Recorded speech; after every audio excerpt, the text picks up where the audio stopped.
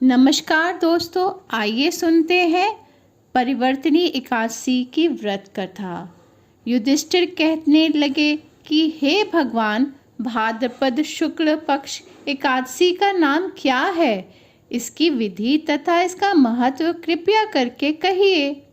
तब भगवान श्री कृष्ण कहने लगे कि इस पुण्य, स्वर्ग और मोक्ष को देने वाली तथा सब पाप को नाश करने वाली उत्तम वामनम एकादशी का महत्व मैं तुमसे कहता हूँ। तुम ध्यान पूर्वक सुनो। परिवर्तनी एकादशी जयंती एकादशी भी कहलाती है।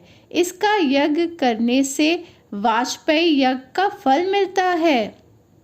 पापियों के पाप नाश करने के लिए इससे बढ़कर कोई उपाय नहीं है।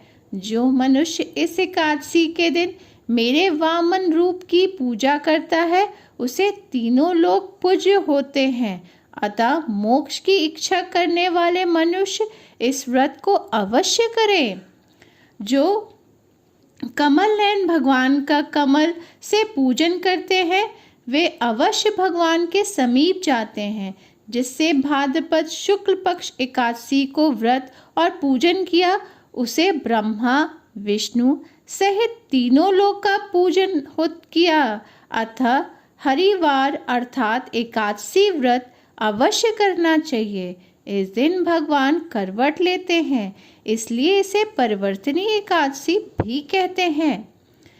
भगवान के वचन सुन के युधिष्ठिर बोले कि भगवान, मुझे अति संदेह हो रहा है कि आप किस प्रकार सोते और करवट लेते हैं तथा किस तरह राजा बलि को बांध और वामन रूप रखकर क्या क्या लीलाएं की। चतुर्मास के व्रत की क्या विधि है तथा आपके शय्या करने पर मनुष्य को क्या कर्तव्य करना चाहिए, सो आप मुझे विस्तार से बताइए।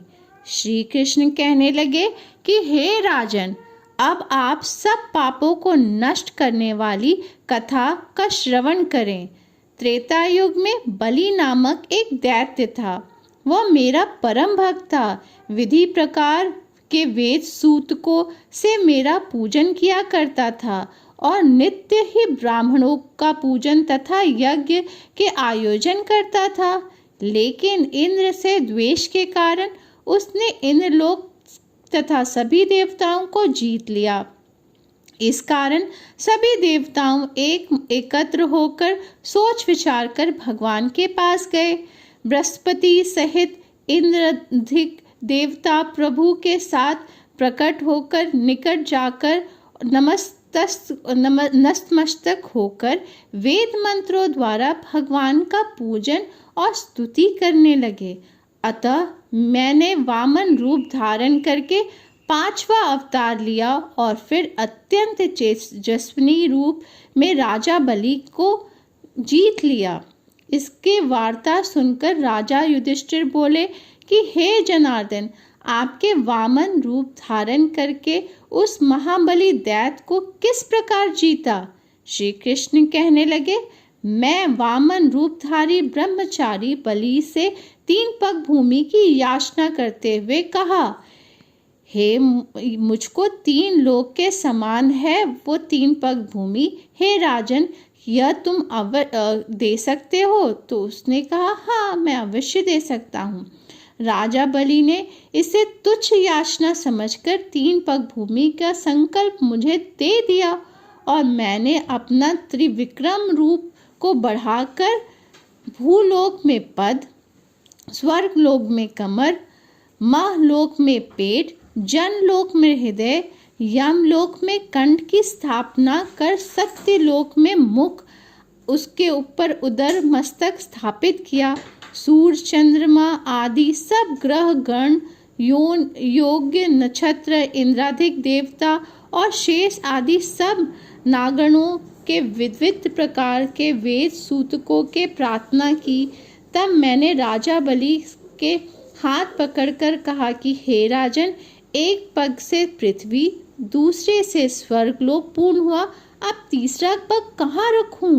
तब बलि ने अपना सिर झुका लिया और मैंने अपना पैर उसके मस्तक पे रख दिया, जिससे मेरा यह भक्त पाताल लोक चला गया। फिर उसकी विनती और विनम्रता देखकर मैंने कहा कि हे बलि, मैं सदैव तुम्हारे निकट ही रहूंगा। विरोचन पुत्र बलि से कहने पर भाद्रपद शुक्ल पक्ष की एकादशी के दिन बलि के आश्रम पर मेरी मूर्ति स्थापित हुई। इसी प्रकार दूसरी श्री सागर में शेषनाग के क्षण पर हुआ। हे राजन, इस एकादशी को भगवान शयन करते हुए करवट लेते हैं, इसलिए तीनों लोक के स्वामी भगवान विष्णु को उस दिन पूजन करना चाहिए। इस दिन तांबा, चांदी, चावल और दही का दान करना उचित होता है। रात्रि जागरण अवश्य करना चाहिए।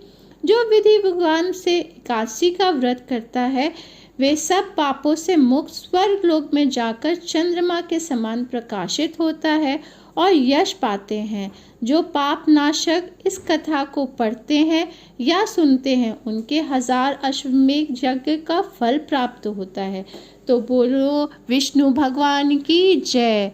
और आप सबको विष्णु भगवान की आप सब पे कृपा बनी रहे। धन्यवाद।